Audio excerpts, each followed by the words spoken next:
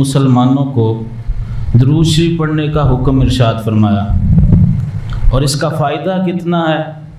حضرت علی المرتضیٰ شیر خدا رضی اللہ تعالیٰ عنہ فرماتے ہیں کہ اللہ رب العزت نے جنت میں ایک درخت لگا رکھا ہے، ایک درخت پیدا فرما رکھا ہے جس کا پھل سیب سے بڑا ہے اور انار سے چھوٹا ہے، مکھن سے زیادہ نرم ہے اور شہد سے زیادہ میٹھا ہے، اور مشک سے زیادہ خوشبودار ہے۔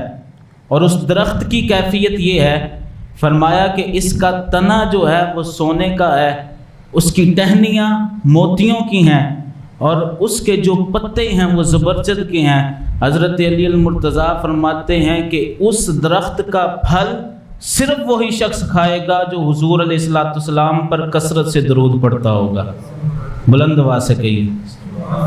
ہاں، اب ذرا میرے ساتھ مل کے پڑھی، حدیث پاک ہم نے سنی، انشاءاللہ آج اسی موضوع پہ گفتگو ہوگی، درود شریف کے فضائل۔ ایک مرتبہ پھر ذرا مل کے پڑھیے، الصلاۃ والسلام علیک یا سیدی یا رسول اللہ وعلی آلک واصحابک یا سیدی یا حبیب اللہ۔ اچھا، قیامت کا منظر ہم سب کے سامنے ہے، ہم سب نے سن رکھا ہے کہ قیامت والے دن سورج جو ہے وہ انتہائی قریب ہو جائے گا، اور اس وقت اب جو زمین گرم نہیں ہوتی، اس کی وجہ یہ ہے کہ اس وقت زمین میں قوت جاذبہ ہے، یعنی سورج کی جو حدت اور حرارت ہے زمین اس کو اپنے اندر جذب کر لیتی ہے۔ قیامت والے دن اللہ رب العزت اسی زمین کو تانبے کا بنا دے گا، قوت جاذبہ ختم ہو جائے گی، سورج انتہائی قریب ہوگا، اوپر سے بھی تپش ہوگی، نیچے سے بھی تپش ہوگی۔ آقا علیہ الصلوۃ والسلام نے ارشاد فرمایا کہ اس وقت 3 لوگ ایسے ہوں گے، کوئی سایہ نہیں ہوگا، اللہ رب العزت ان 3 لوگوں کو اپنے عرش کا ٹھنڈا سایہ عطا فرمائے گا۔ صحابہ نے عرض کیا، یا رسول اللہ وہ کون سے 3 لوگ ہوں گے؟ حضور علیہ الصلوۃ والسلام نے فرمایا، ایک وہ جو میرے کسی امتی کے مشکل وقت میں اس کے کام آئے، اور اس کا مشکل وقت جو ہے وہ اس کے کام آنے کی وجہ سے آسان ہو جائے، اس کو اللہ رب العزت قیامت والے دن جب کوئی سایہ نہیں ہوگا اپنے عرش کا ٹھنڈا سایہ عطا فرمائے گا۔ صحابہ نے عرض کیا، یا رسول اللہ دوسرا کون شخص ہوگا؟ فرمایا کہ دوسرا وہ شخص ہوگا جو میری سنت کو زندہ کر کے رکھے گا۔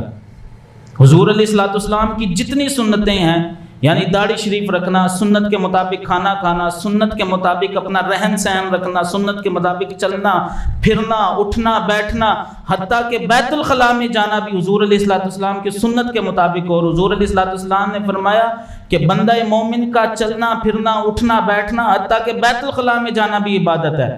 وہ کیسے عبادت ہے؟ جب حضور علیہ الصلوۃ والسلام کے طریقہ مبارک کے مطابق ہوگا تو اللہ رب العزت اس عادت کو بھی عبادت بنا دے گا۔ فرمایا کہ جس نے میری سنت کو زندہ کیا، اللہ رب العزت قیامت والے دن جب کوئی سایہ نہیں ہوگا اس شخص کو بھی اپنے عرش کا ٹھنڈا سایہ عطا فرمائے گا۔ اور تیسرا وہ شخص، نبی پاک صلی اللہ تعالیٰ علیہ وآلہ وسلم نے ارشاد فرمایا، جو مجھ پر کثرت سے درود پڑھتا ہوگا، جب قیامت والے دن کوئی سایہ نہیں ہوگا اللہ رب العزت اس شخص کو بھی اپنے عرش کا ٹھنڈا سایہ عطا فرمائے گا۔ بڑی ہی فضیلتیں ہیں۔ حضور علیہ الصلوۃ والسلام ایک دن فرمانے لگے کہ میں آج بھی اس پتھر کو پہچانتا ہوں، اس پتھر کو پہچانتا ہوں جب میں مکے میں تھا تو مکے کے وادیوں میں جو پتھر مجھ پر درود پڑا کرتا تھا، میں آج بھی اس پتھر کو پہچانتا ہوں۔ محدثین نے اس حدیث کی شرح کرتے ہوئے بہت سی باتیں لکھی، ایک بات یہ بھی لکھی، فرمایا کہ جو آقا اتنے لجپال ہوں، اتنے کرم فرما ہوں، اتنے کریم اور اتنے شفیق ہوں کہ درود پڑھنے والے پتھر کو نہ بھولیں، وہ روز محشر اپنے اس امتی کو کیسے بھول سکتے ہیں جو اپنے آقا پر دنیا میں رہ کے درود و سلام کے نذرانے پیش کرتا ہوگا۔ بہت ہی بڑا عمل ہے، ہم اس کو بہت ہلکا سمجھ لیتے ہیں۔ درود شریف پڑھنا ہم کہتے ہیں کہ نہیں جی بہت ہی ہلکا عمل ہے۔ آقا علیہ الصلوۃ والسلام نے ارشاد فرمایا کہ روز محشر میرے ایک امتی کو جہنم کی طرف لے جایا جا رہا ہوگا، اب فیصلہ ہو چکا، نامہ اعمال تل گئے، ہر طرح میزان ہو گیا، ہر طرح کے وہ جو ہے پروسیجر سے امتی گزر چکا، فیصلہ ہو گیا کہ اس نے جہنم میں جانا ہے۔ آقا علیہ الصلوۃ والسلام آئیں گے، فرشتوں کو روک لیں گے، فرشتوں کو روک لیں گے، اور فرشتے عرض کریں گے کہ ہم اللہ رب العزت کے حکم کے مطابق اس کو جہنم میں لے کے جا رہے ہیں، اللہ رب العزت کے حکم کے خلاف ہم کوئی کام نہیں کرتے۔ حدیث میں آتا ہے حضور علیہ الصلوۃ والسلام اپنی داڑھی مبارک کو پکڑ کے اللہ رب العزت کے عرش کی طرف دیکھیں گے اور عرض کریں گے کہ باری تعالیٰ تو نے مجھ سے کچھ وعدہ کیا تھا۔ اب درود شریف پڑھنے والے کے دیکھ لیے کیسا فائدہ ہوگا، فرمائیں گے، عرض کریں گے کہ باری تعالیٰ تو نے مجھ سے کچھ وعدہ کیا تھا، تو اللہ رب العزت فرمائے گا کہ فرشتوں جیسے میرا حبیب کہتا ہے ویسے کیا جائے۔ اب اسی جہنمی کو دوبارہ میزان پر لایا جائے گا، نامہ اعمال دوبارہ تلیں گے۔ حضور علیہ الصلوۃ والسلام اپنی جیب مبارک سے ایک پرچی نکال لیں گے، اس کے نیکیوں والے پلڑے میں رکھ دیں گے۔ راوی کہتے ہیں کہ وہ پرچی رکھنے کی وجہ سے نیکیوں والا پلڑا بھاری ہو جائے گا، پھر اس کو جنت میں فرشتے لے جانے لگیں گے۔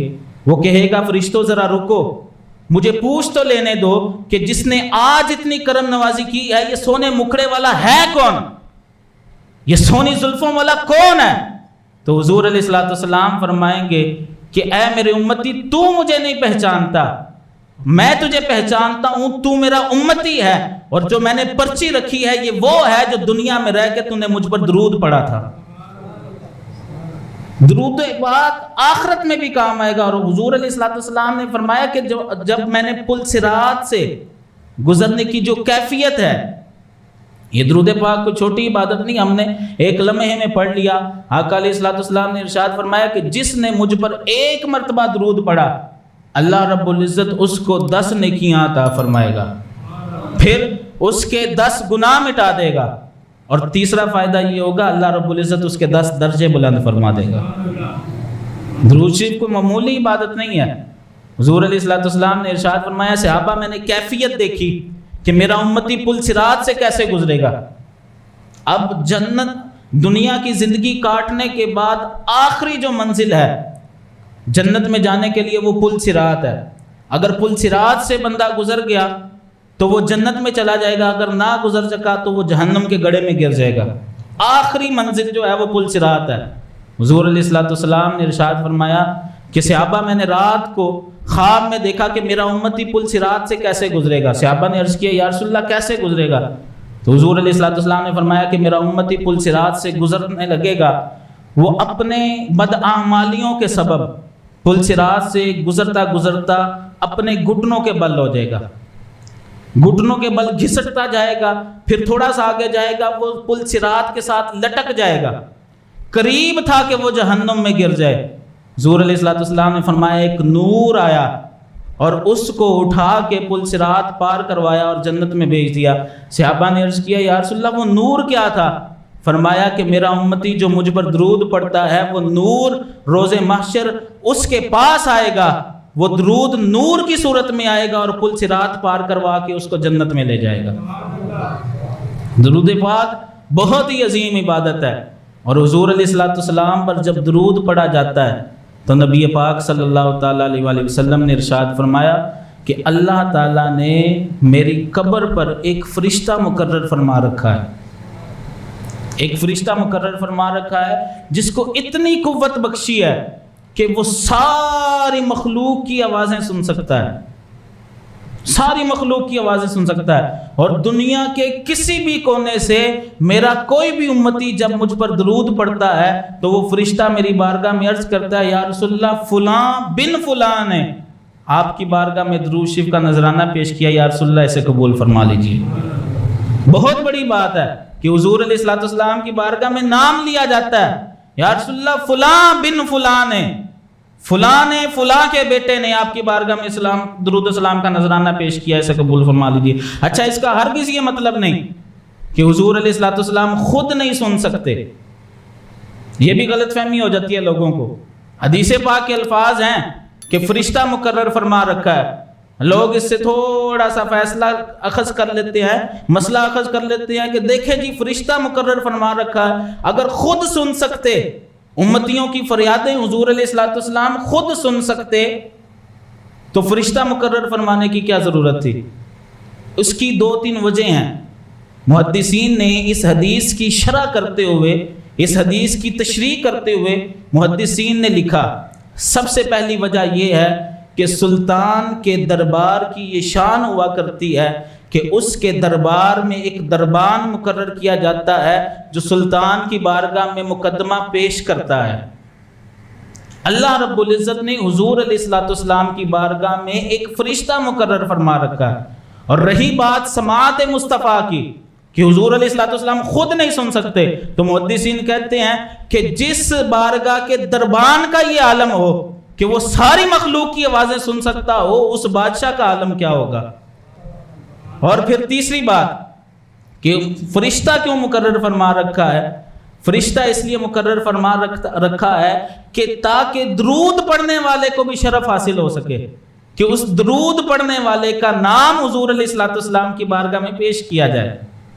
یہ بہت بڑا اعزاز ہے کہ جب بھی کوئی، اور اس کی یہ نہیں کہ کوئی فرشتہ ہے وہ صبح سے لے کے شام تک ایک بندہ اگر 1000 مرتبہ درود پڑھتا ہے تو جتنی بار وہ پڑھتا ہے ہر بار فرشتہ وہ درود سنتا ہے، ہر بار حضور علیہ الصلوۃ والسلام کی بارگاہ میں نام لے کے عرض کرتا ہے۔ 1000 بار اگر کوئی درود پڑھے گا تو 1000 بار فرشتہ جو ہے وہ نام لے کے عرض کرے گا، یا رسول اللہ فلاں بن فلاں نے آپ کی بارگاہ میں درود پاک کا نذرانہ پیش کیا، اسے قبول فرما لیجیے۔ یہ بہت بڑا اعزاز ہے اور یہ بہت بڑی عبادت ہے۔ اور قرآن کریم میں اللہ رب العزت نے فرمایا ان اللہ وملائکتہ، یہ درود پاک کوئی معمولی عبادت نہیں، یہ معمولی کوئی عمل نہیں، فرمایا کہ اللہ اور اس کے فرشتے نبی پاک صلی اللہ تعالی علیہ وآلہ وسلم پر درود بھیجتے ہیں۔ یا ایھا الذین آمنوا، اے ایمان والو، صلو علیہ وسلموا تسلیما، تم بھی درود بھیجو اور خوب سلام بھیجو۔ اللہ رب العزت نے 2 باتوں کا ذکر کیا کہ اللہ اور اس کے فرشتے نبی پاک صلی اللہ تعالی علیہ وآلہ وسلم پر درود بھیجتے ہیں، اے ایمان والو تم بھی درود بھیجو، اکیلا درود نہ بھیجو، وسلموا تسلیما، اور ساتھ خوب سلام کا بھی نذرانہ پیش کرو۔ اور اس میں بھی حضور علیہ الصلوۃ والسلام نے ارشاد فرمایا کہ جب بھی میرا کوئی امتی دنیا کے کسی بھی کونے سے میری بارگاہ میں سلام کا نذرانہ پیش کرتا ہے تو اللہ رب العزت میری روح مجھ پر لٹاتا ہے اور میں اس کا سلام سنتا ہوں اور اس کا سلام سن کے اس کے سلام کا جواب بھی دیتا ہوں۔ بہت بڑی بات ہے، فرمایا کہ میں اس کا سلام خود سنتا ہوں اور اس کے سلام کا جواب بھی دیتا ہوں۔ ہم اگر درود شریف اول تو ہم پڑھتے نہیں، اگر کو پڑھنے کا ذہن بن جائے تو شیطان ہمیں ورگلا دیتا ہے، شیطان ہمیں بہکا دیتا ہے کہ نہیں جی فلاں درود نہیں پڑھنا، فلاں پڑھنا ہے۔ میں کھل کے بات کر لیتا ہوں، شیطان ہمیں ورگلا دیتا ہے، نہیں جی الصلاۃ والسلام علیکہ یا رسول اللہ نہیں پڑھنا۔ میں حدیث یہ جو آیت کریمہ پڑھی، اللہ رب العزت نے فرمایا سلو، ہم اس سے کہتے ہیں الصلاۃ، فرمایا وسلموا، ہم کہتے ہیں الصلاۃ والسلام علیکہ، آپ پر، یا رسول اللہ، اے اللہ کے رسول، کہ اے اللہ کے رسول آپ پر صلات بھی ہو، آپ پر سلام بھی ہو، آپ پر درود بھی پیش کرتے ہیں، آپ کی بارگاہ میں سلام کا نذرانہ بھی پیش کرتے ہیں، اللہ کے رسول ہمارا صلات بھی قبول فرما لیجیے، ہمارا سلام بھی قبول فرما لیجیے۔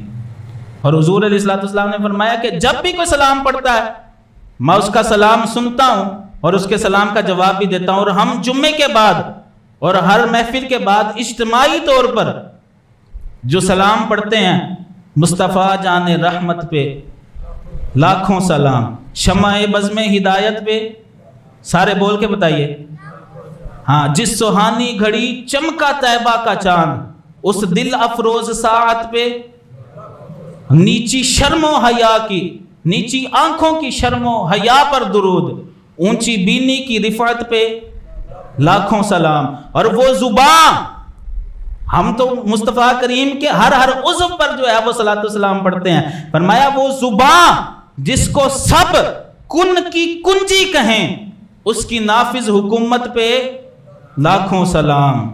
یہ سلام ہے، ہم سارے مل کے اجتماعی طور پر حضور علیہ الصلوۃ والسلام کی بارگاہ میں پیش کرتے ہیں۔ اور حضور علیہ الصلوۃ والسلام نے فرمایا کہ میرا امتی جب بھی دنیا کے کسی بھی کونے سے مجھ پر سلام پڑھتا ہے، میں اس کا سلام سنتا بھی ہوں اور اس کے سلام کا جواب بھی دیتا ہوں۔ یہ بہت اعزاز کی بات ہے۔ درود پاک کی فضیلت کی بات چل رہی تھی تو حضور علیہ الصلوۃ والسلام نے درود پڑھنا تو بہت عظیم عبادت ہے۔ حضور علیہ الصلوۃ والسلام نے ارشاد فرمایا کہ میرا کوئی امتی جب کبھی اپنی کتاب میں درود لکھ بھی لینا، جب تک درود لکھا رہے گا اللہ رب العزت فرشتے مقرر فرما دے گا، جب تک درود لکھا رہے گا وہ فرشتے صبح اور شام اس کے لیے مغفرت کی دعا کرتے رہیں گے۔